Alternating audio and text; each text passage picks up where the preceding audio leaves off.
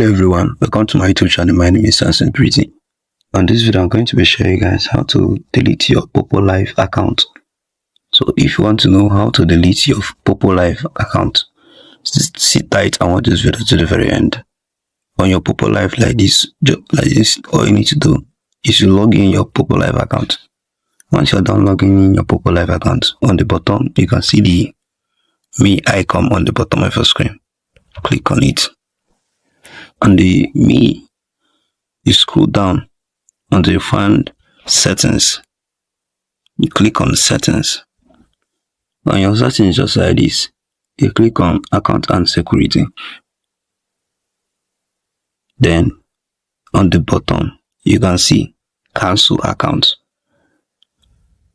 Click on Cancel Account. Then confirm Delete Account. So guys, that's it. Your account will be deleted from Poppo Live.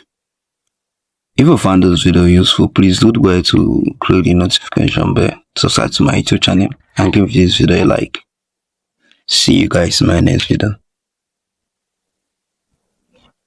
Bye.